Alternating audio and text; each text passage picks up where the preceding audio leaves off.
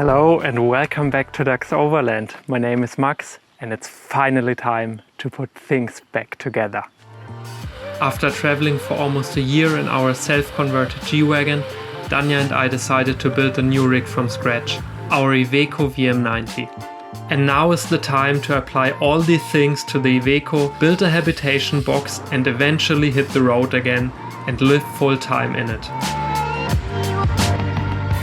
Look at this sight for sore eyes. I'm so happy that this thing is finally back up here again. I had so much work to do on our G-Wagon and actually it was a bit unexpected. I knew that there were things to do, but not that it would take like 2 months. So I guess it has to go sooner or later. With a heavy heart actually. I know everyone always says that, but I think there's more to it than just being a car. But we are back up here. There's a lot of parts I've ordered over the last few weeks and also quite a lot of parts, like this box is full. I painted a few weeks ago, I think probably a few months ago actually. There's a video I made about it. I need to be fast now.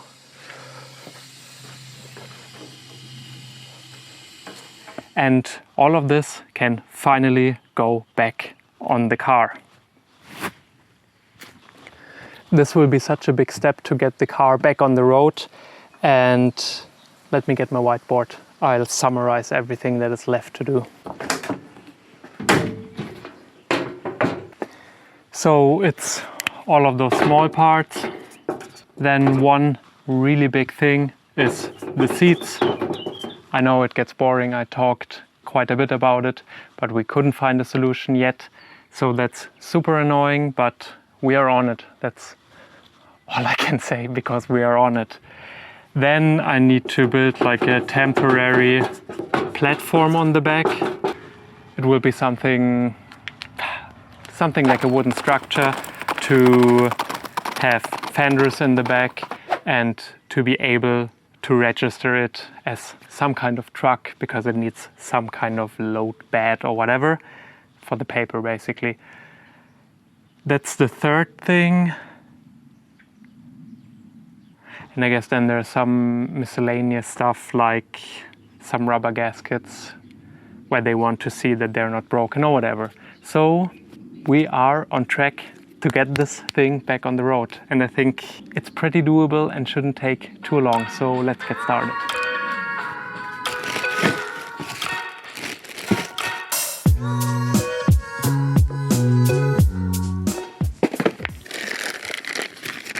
So here, nice new shiny rubber bump stops for the back axle. I'll show you the old ones. So I think the old ones are quite alright.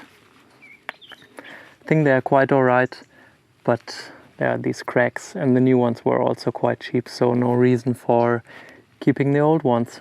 I think that's the best part, buying those nice new parts and reinstalling it again. It's so satisfying.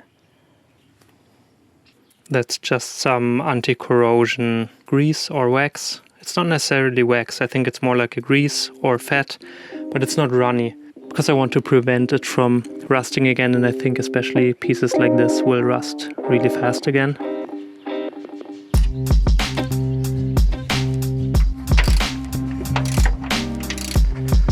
I'm actually super happy that I'm not working on the G anymore, like all the welding and grinding and everything. We have kind of a heat wave again, or let's say we have really little rainfall, and actually our neighbors had the firefighters at their place 2 days ago because they started a fire in the garden when they wanted to start the barbecue. So I think all the grinding and welding would be quite dangerous up here actually. And I mean, at their place there was a tree burning and other plants, the grass, it went really fast, and they were really lucky that the firefighters were there within a few minutes. And it's also quite nice to not be under that car anymore, wearing long pants, and it's just too hot. Now I can wear shorts and it's fine, and it's still hot.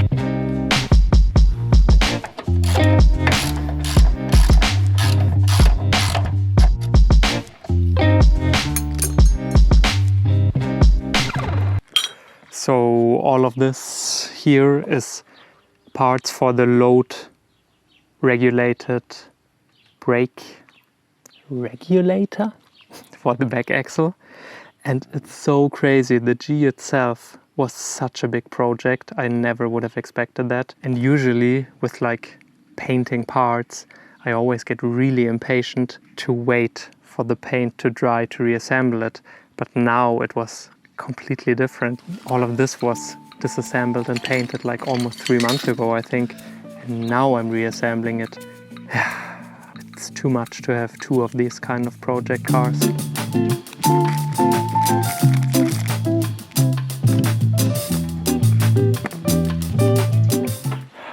So now it might start raining. It's good because it's so dry, but it's f***ing annoying because I have all the shit out there and I'm getting nowhere with this stuff. I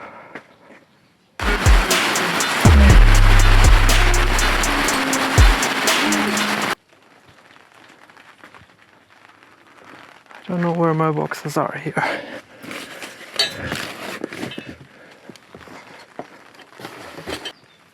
But hopefully it will rain a lot and not just a little bit.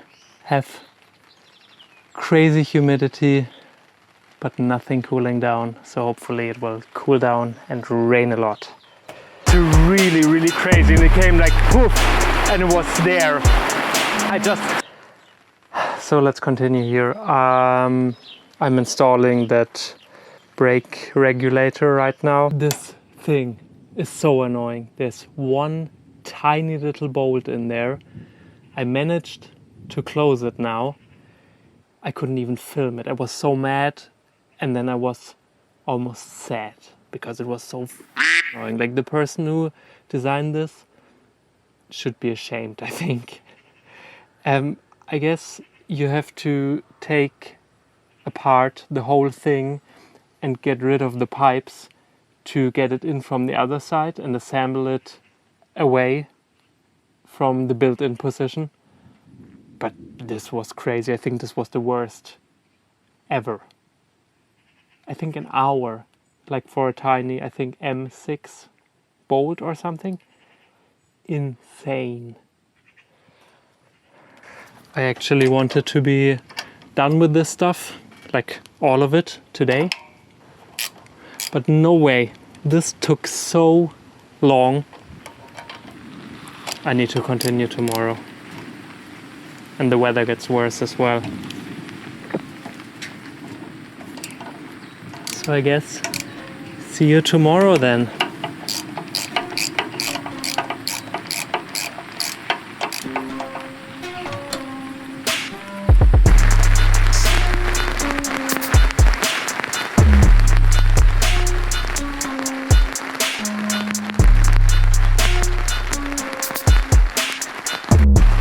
It's super annoying for the build, but as my mom would say, nature needed that. And I guess she's correct. Correct?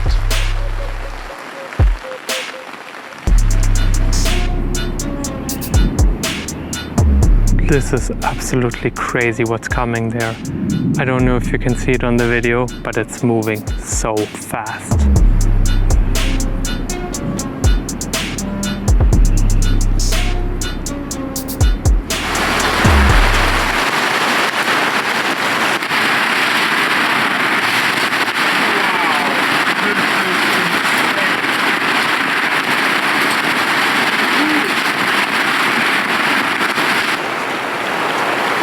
This is so crazy. I don't know when there was the last time I had like a thunderstorm like this.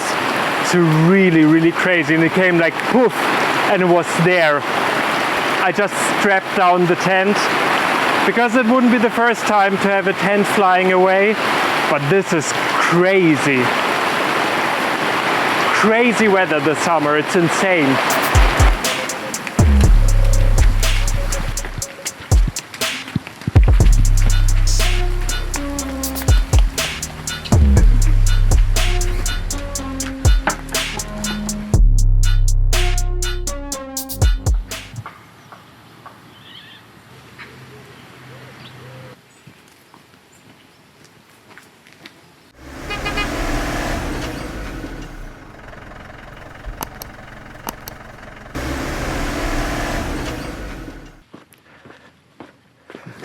So welcome back to another day in the tent.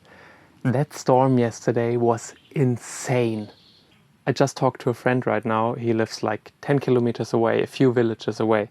And they basically have totaled cars because of the hail and broken windows. And it's insane. Like, I think that cell that came in were more like the outskirts of that storm that hit us here, and that was already crazy. And also other cities in the region, like, I don't know, 30, 40 kilometers away, like they have fallen trees and whatever. Like, it's insane. Like, we were really, really lucky, I think, that it was just kind of the side of the storm. Like, whew. So let's continue with this now.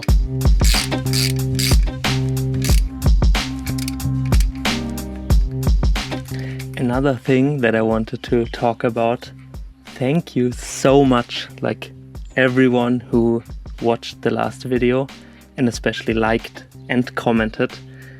It was the best video ever and I had so much fun reading all of your comments. It's so cool, I think, or like I like making those videos, like I really like it. But that adds like another layer of that kind of community and getting to know you guys as well. Like, I had so much fun. Thank you so much. Like, seriously, it means the world to me.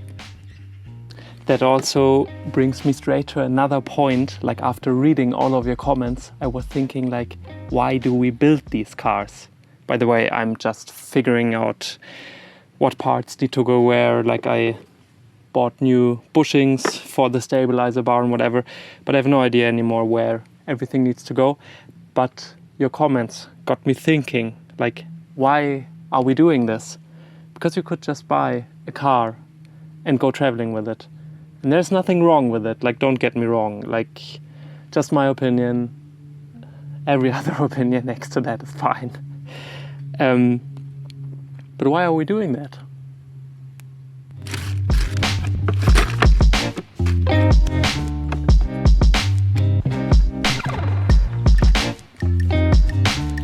Will this go through here from top?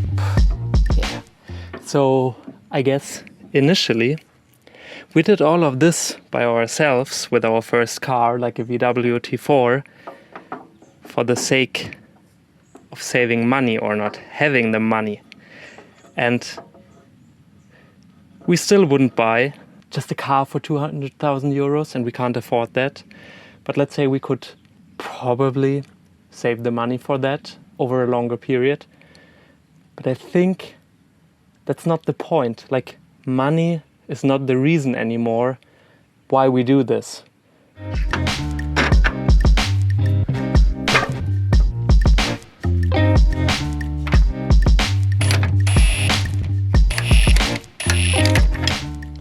So I think this is already the start of the trip for me in a way, because we have to think about so many things, like how we want to design the whole thing, and then starts like, how much water do we need? Where do we actually want to go?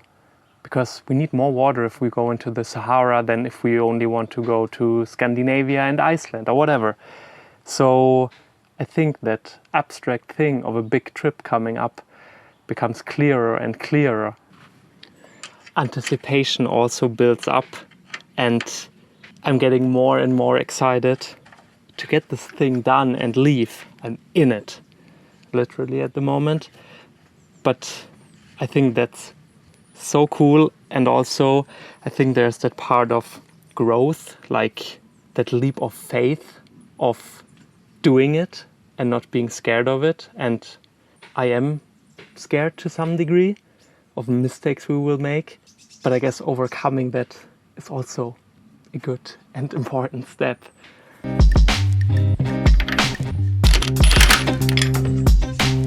I also talked with Danja about it recently, and we also came to the conclusion that for now we wouldn't do it any other way. I told you before, we got that slot for the sandwich panels in October, and it was actually cheaper than expected. And then we started thinking, like, should they build the box, just an empty one, and we won't do any mistakes or whatever. And then pretty quickly we thought like, no, we can do it. We will do it. We should do it.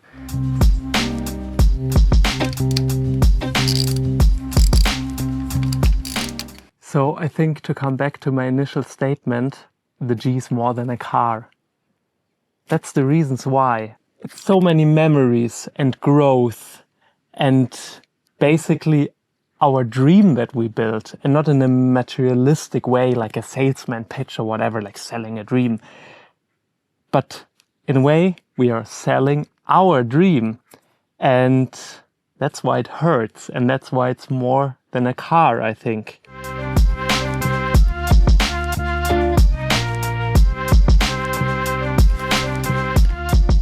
I've never told you this, but initially we bought the G to drive to Mongolia, and we never did that. So I guess we're selling that dream in a way, but also I guess that dream continues with a new car and in a new chapter of our lives. Maybe to Mongolia. Who knows? So let's start a nice conversation in the comments again. What's your standpoint on that? Also, let's talk about that topic again when I'm super frustrated, into the build, nothing is working. Let's talk about it again then. See you next week.